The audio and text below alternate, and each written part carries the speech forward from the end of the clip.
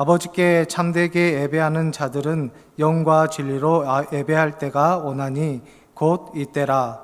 아버지께서는 자기에게 이렇게 예배하는 자들을 찾으시느니라. 하나님은 영이시니 예배하는 자가 영과 진리로 예배할지니라. 아멘. 오늘도 2부 예배 오신 우리 성도님들에게 하나님의 은혜와 평강이 충만하기를 간절히 바라겠습니다. 벌써 2019년 마지막 주일 예배가 됐습니다. 1년이 왜 이렇게 빨리 가는지요. 우리 성도님들은 좀 지겹다 하신 분도 계실까 모르는데 정말로 52주가 금방 지나간 것 같습니다.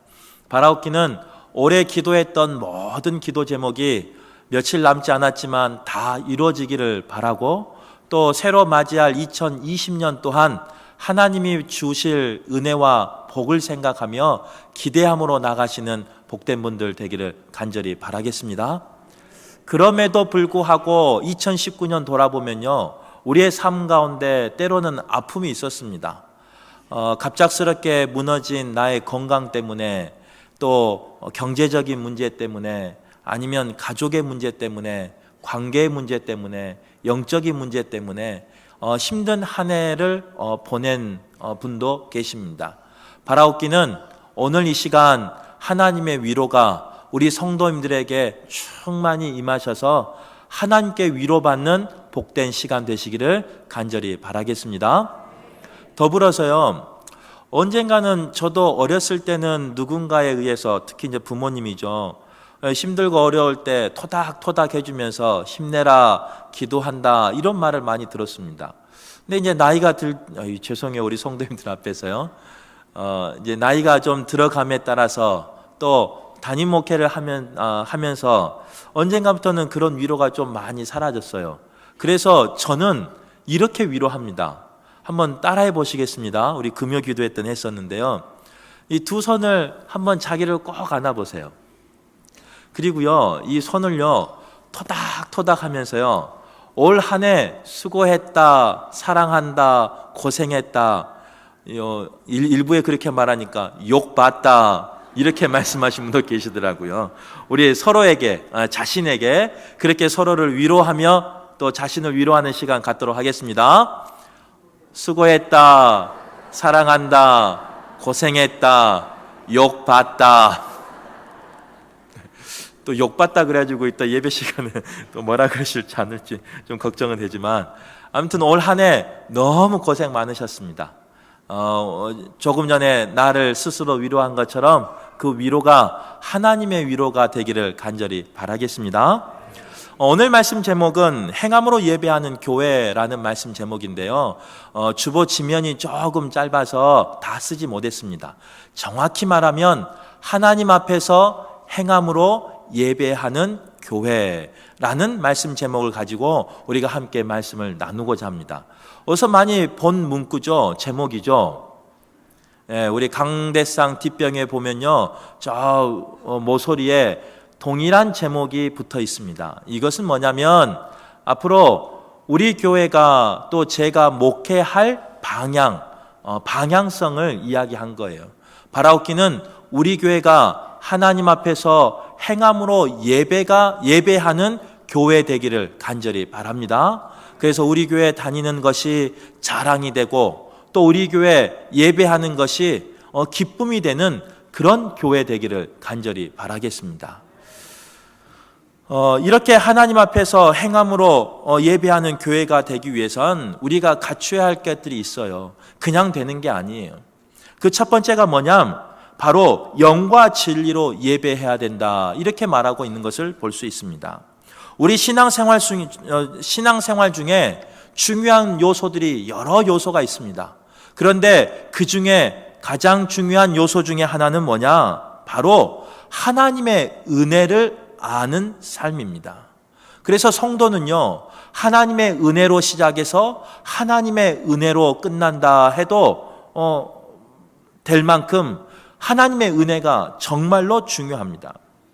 우리는 하나님의 은혜로 이 땅에 태어났습니다. 또 우리는 하나님의 은혜로 예수를 그리스도로 영접할 수 있는 은혜를 받았습니다. 더 나아가 우리는 하나님의 은혜로 천국을 소유하는 그런 복을 받은 사람이 바로 여기 계신 우리의 모습이라는 거예요. 그런데 이러한 하나님의 은혜를 때로는 우리가 잊고 살 때가 있고요. 또 바쁘다는 이유만으로, 쫓겨 산다는 이유만으로 그 하나님의 은혜를 놓쳐버릴 때가 있다는 거예요. 바라옵기는 하나님의 은혜를 기억하는 저희들 되기를 간절히 바라고, 그 하나님의 은혜를 고백하는 예배를 드리는 복된 분들 되기를 간절히 바라겠습니다. 오늘 본문을 다 읽진 않았지만요, 요한복음 4장 1절부터 말씀을 보면 우리가 잘 아는 여인 이야기가 나옵니다. 사마리아의 우물가에 앉은 여인 이야기예요. 그 사마리아의 우물가에 있었던 여인은 정말로 유명한 여인이었어요. 왜냐? 그 여인에게는요, 남편이 5명이나 있었습니다. 그리고 지금 또 다른 남자와 함께 살고 있는 여인이었습니다. 그녀는 예수님을 그 사마리아 우물가에서 만나고요, 자신이 죄인이라는 사실을 발견하게 됩니다. 그리고 자신에게 가장 필요한 것은 하나님의 은혜라는 것을 그 여인은 알게 돼요. 그리고 나서 예수님을 통해서 하나님을 알게 되었으니까 그 기쁨을 회복하고 나니까 그 여인의 관심이 변화되는 것을 볼 수 있어요. 오늘 그 4장 말씀을 쭉 읽어보면요, 그 여인이 어떻게 변하느냐, 우물을 기르러 왔다가 마실 물을 얻으러 왔다가 하나님을 향한 예배에 관심을 갖는 것을 볼 수 있어요. 그래서 그 여인이 예수님에게 이렇게 질문합니다. 우리 조상은 이 산에서 예배를 했는데 유대인들은 예루살렘에서 예배해야 된다고 합니다. 그러면 여기서 드리는 예배는 하나님께 드리는 예배가 아닙니까? 라고 이렇게 질문을 해요. 그랬더니 예배 장소에 대한 질문한 그 여인에게 주님께서는 오늘 본문 4장 24절 하반절을 통해서 뭐라고 말씀하시느냐? 영과 진리로 예배할지니라, 이렇게 말하는 것을 볼 수 있습니다. 요지는 이거예요. 그 여인은 하나님의 은혜를 받고 예배를 회복하고 싶었어요. 하나님 앞에 예배 드리고 싶었어요. 그리고 그 예배를 통해서 더 풍성한 은혜와 복을 누리기를 원했어요. 그런데 그 시대 관습에 의하면요, 하나님께 예배 드리는 장소가 중요했는가 봐요. 그래서 예수님에게 물어봐요. 예수님, 내가 이제 회복이 돼서 죄인인 줄 알고 하나님의 은혜를 받고 싶어서 예배하기 원하는데 이 산에서 드려야 됩니까? 예루살렘에 가서 드려야 됩니까? 이렇게 질문한 거예요. 그랬더니 예수님은 뭐라고 말씀하시냐? 장소가 중요치 않다. 너의 영과 진리로 예배하기를 바란다 라고 말씀해 주는 것을 볼 수 있습니다. 저는 오늘 이 시간에 예배 드리는 모든 분들이 영과 진리로 예배하셔서 하나님의 은혜를 더욱 충만히 받는 그런 분 되시기를 간절히 바랍니다. 그동안 예배가 무너져 있는 분 있다면, 또 예배 가운데 은혜를 누리지 못한 분 있다면 하나님에게 간구하셔서 하나님이 주신 은혜를 사모하셔서 그 은혜를 예배를 통해 회복되기를 간절히 바랍니다. 살다 보면요, 원하지 않지만 무너지는 것들이 있습니다. 빼앗기는 것들이 있습니다. 흔들리는 것들이 있습니다. 때로는 나의 건강이 무너질 때도 있고, 나의 경제력이 무너질 때도 있고, 또 여러 가지 것들로 나의 가정이 흔들릴 때도 있고 요동칠 때가 있어요. 그러나 그때 우리가 기억해야 될 건 뭐냐? 바로 하나님 앞에 예배하는 거라는 거예요. 그 예배가 회복이 되면, 그 예배를 통해서 하나님 주신 은혜를 경험하게 되면, 하나님이 주신 그 복을 누리게 되면 내 삶 가운데 어떠한 풍파가 올지라도, 어떠한 시험이 올지라도 능히 이길 수 있을 줄 믿습니다. 오늘 예배하는 모든 분들에게 그런 복이 임하기를 간절히 바라겠습니다. 삶에서 시험에 들면요, 가장 먼저 무너지는 게 뭔지 아십니까? 하나님 앞에 예배하는 거예요. 우리 성도님들은 시험 든 적 없으세요? 흔들린 적 없으세요? 없는 것 같은데 한번 돌이켜 생각해 보세요. 내 삶 가운데 흔들릴 때가 있어요. 그러면요, 예배가 별로 재미가 없어요. 예배하는 게 지겨울 때가 있어요. 왜 그러느냐? 그 예배를 통해서 우리가 다시 회복하기를 원하는 그 하나님의 마음을 이 사탄이 알아요. 그래서 우리 가운데 가장 중요한 그 예배를 흔들어 버리는 거예요. 바라옵기는 흔들리더라도, 시험에 들었을지라도 하나님을 사모하는 그 마음 변치 마시고 하나님이 주신 은혜를 기억하시고 예배를 통해 승리하는 복된 분들 되시기를 간절히 바라겠습니다. 두 번째로 우리 교회가 앞으로 나아가야 할 부분은 뭐냐? 행함이 있는 살아있는 예배를 드리기를 원한다는 거예요. 예배하되, 영과 진리로 예배하되 살아있는 예배, 특히 행함으로 증명할 수 있는 그런 예배를 우리 교회가 드리기를 간절히 소망합니다. 성경에는 이제 학자마다 좀 틀리지만요, 예배를 두 가지 예배로 나누는 분도 있습니다. 하나는 하나님과의 관계 속에서 예배하는 예배, 또 다른 하나는 이웃과의 관계 속에서의 예배. 그래서 하나님과의 관계 속에서 예배는요, 어떤 형식이 있고 예식이 있습니다. 그래서 그 형식과 예식을 통해서 하나님 앞에 드려진 예배가 있어요. 대부분 그런 예배는 어디서 드리는 예배냐면요, 교회에서 드리는 공예배가 바로 이런 예배입니다. 또한 형식은 없지만 삶으로 이웃과 함께 드리는 삶의 예배가 있다는 거예요. 그래서 어떤 학자는 이렇게 말했어요.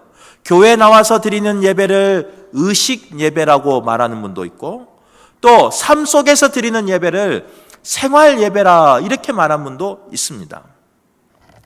중요한 것은 형식을 갖추었든 형식을 갖추지 않았든, 또 의식이 있든 아니면 생활에서 예배하든 그 모든 예배가 살아있는 예배가 되기를 간절히 소망합니다.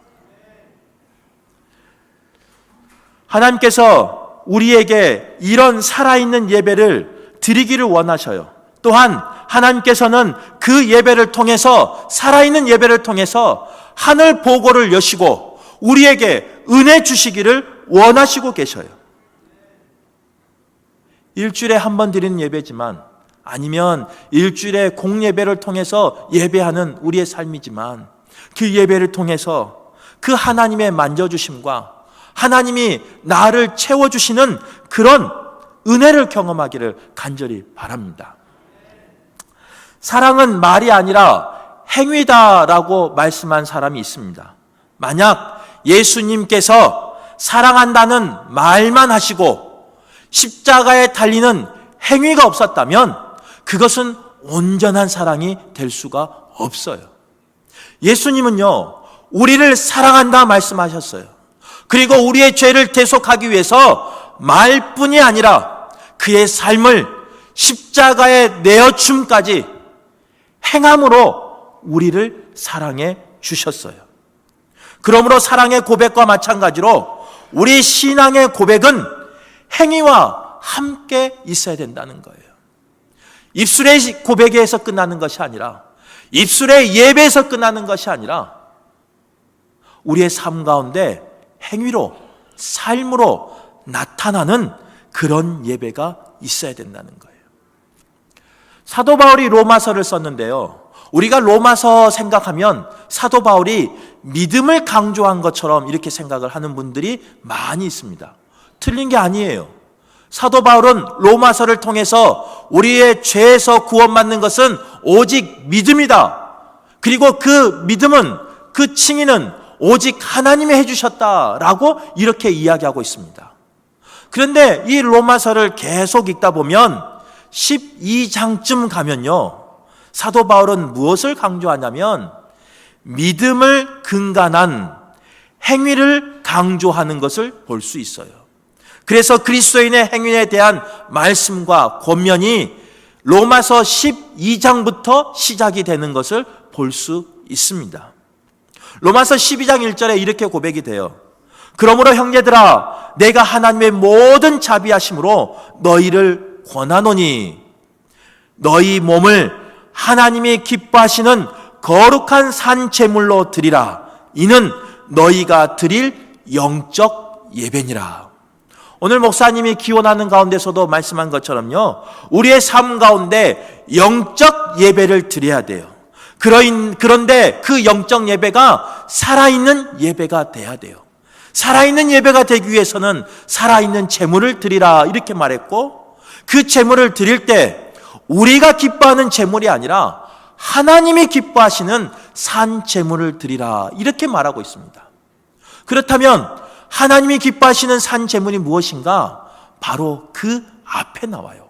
뭐냐면요, 너희를 권하노니 너희 몸을 하나님이 기뻐하시는 거룩한 산 제물로 드리라.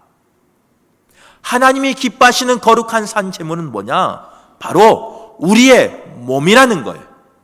우리의 몸으로 드리는, 즉 행위와 삶으로 드리는 그 예배를 하나님이 원하신다는 거예요. 그리고 그 예배를 영적 예배라고 오늘 로마서 12장 1절은 말하고 있는 겁니다. 바라옵기는 우리의 삶 가운데 입으로만 드리는 예배가 아니라, 입으로만 신앙을 간증하는 것이 아니라 내 몸으로 산 제물이 되어서 하나님께 예배하는 그런 살아있는 영적 예배를 드리는, 행함이 있는, 삶이 있는 그런 복된 우리 성도님들 되시기를 간절히 바라겠습니다. 저는 그런 교회가 되기를 바라요. 또 그런 목사가 되기를 바라요. 하나님께 은혜 받았으면요, 그 은혜를 우리끼리만 누리는 것이 아니라 그 받은 은혜를 내 삶 속에서 나누되 예배함으로 나누기를 간절히 소망합니다. 그래서 이 이웃이, 또 이 지역이, 이 민족이 우리 금호교회를 기억하며 우리 금호교회를 자랑하며 부러워하는 그런 교회가 되기를 간절히 소망합니다. 그 드라마 중에 스카이 캐슬이라는 드라마가 있었어요. 유명한 드라마죠. 저는 몇 달 뒤에 그걸 이제 봤는데, 그걸 보면서 느낀 게 있었어요. 뭘 느꼈느냐? 이제 스카이가 서울대 고려대 연세대 이 약자잖아요. 거기 학교 들어간 그 자녀들이요, 보니까 자랑스러워 하더라고요. 내가 스카이 다닌다. 그런데 그 자녀만 자랑하는 것이 아니라 세상에 그 부모들도 은근히 자랑하더라고요. 내 아들이, 내 딸이 스카이 다닌다. 그걸 보면서 한 가지 부러움이 생겼습니다. 나도 하나님 앞에 쓰임 받는데, 하나님 앞에 목회하며 나가는데 내가 목회하는 교회가 그런 자랑되는 교회 됐으면 좋겠다. 내가 목양하는 그 교회가, 우리 성도들이 교회를 자랑하며 교회의 자부심을 가지며 자긍심을 갖는 그런 교회가 됐으면 좋겠다 하는 생각을 해봤어요. 그러기 위해선 예배가 살아나야 돼요. 그러기 위해선 그 예배가 행함이 있는 예배가 돼야 돼요. 우리의 예배가 행함이 있는 살아있는 예배가 되어서 자랑할 수 있는 교회 되기를 간절히 소망합니다.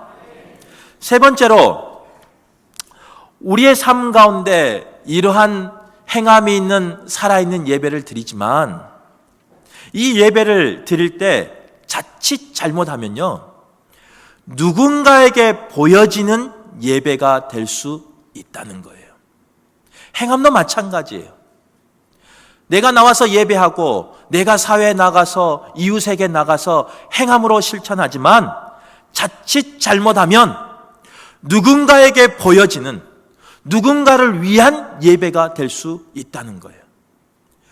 은혜의 예배가 아니라, 은혜의 고백이 아니라 자신의 의를 나타내고 우리의 의를 나타내는 그런 예배가 될 수 있다는 거예요. 그래서 중요한 게 있어요. 행함으로 예배하는 교회가 되되 그 행함으로 예배하는 그 기준이 누구냐?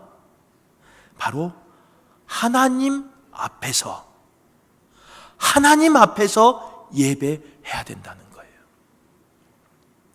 스위스 제네바의 종교개혁자였던 칼빈이 일생 동안 고백했던 자신의 좌우명과 같은 말이 있습니다. 그게 뭐냐? 바로 코람데오라는 거예요.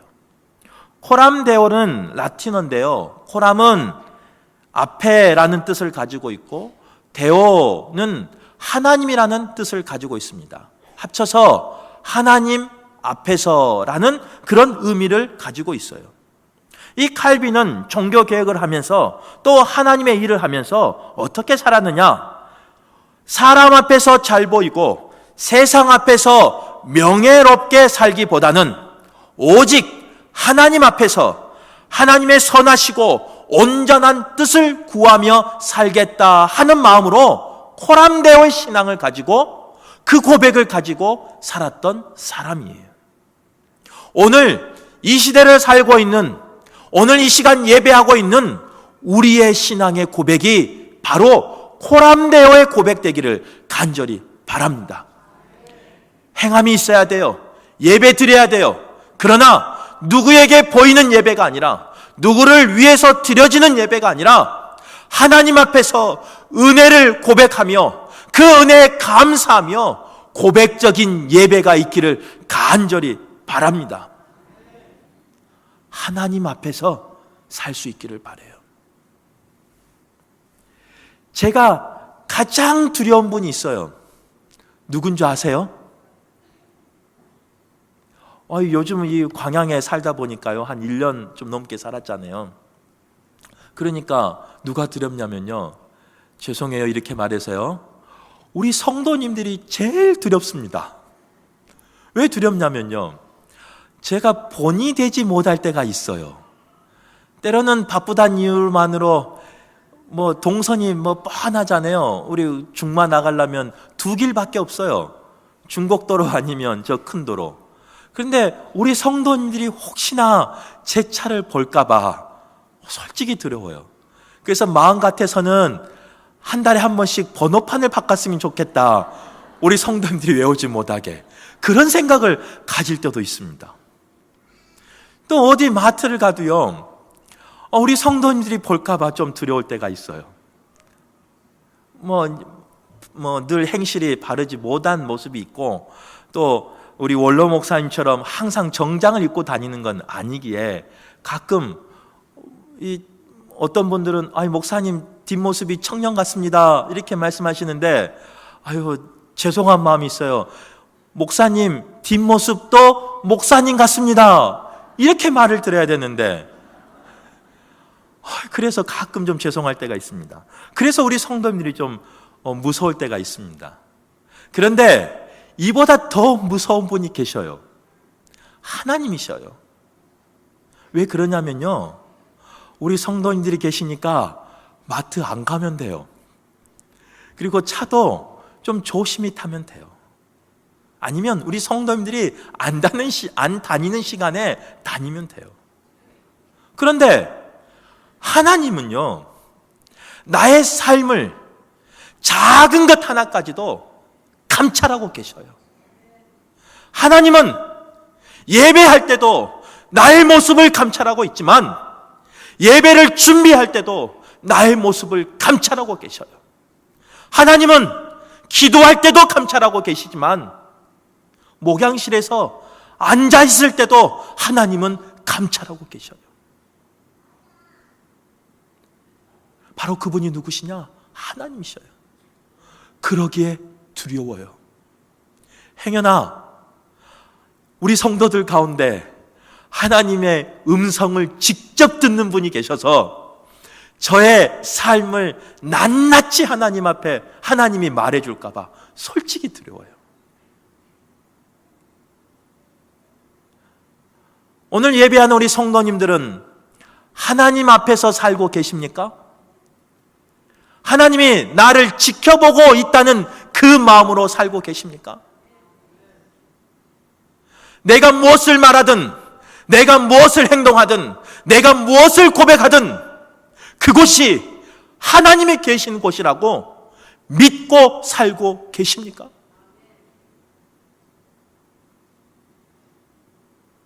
저는 종종 잊어버릴 때가 있어요. 그래서 목사답지 못할 때도 있고요. 너무나 인간적일 때도 있습니다. 오늘 말씀을 준비하면서 이런 기도 제목이 생겼어요. 표만 이렇게 짓지 말고, 표만 그렇게 말하지 말고, 목회 방향만 그렇게 정하지 말고, 내 삶 속에서 하나님 앞에서 생활하는 것처럼, 하나님이 나를 보고 있는 것처럼, 하나님이 나를 감찰하는 것처럼 살게 해 주십시오 라는 기도 제목이 생겼어요. 우리 금호교회가 그런 교회 되기를 간절히 소망합니다. 부족함이 있어요. 연약함이 있어요. 때로는 나약해서 흔들릴 때도 있어요. 그러나 하나님 앞에서 신앙생활하는 것처럼 신앙생활한다면 그 전지전능하신 하나님이 나를 지켜주시고, 나를 붙잡아 주시고, 나를 세워주시고, 나를 건져주실 줄 믿습니다. 그 믿음을 가지고 승리하는 우리 성도들 되기를 간절히 바라겠습니다. 기도하겠습니다. 하나님 아버지 감사합니다. 부족한 종, 전할 수 없는 말씀이지만 하나님의 말씀이기에 전하였습니다.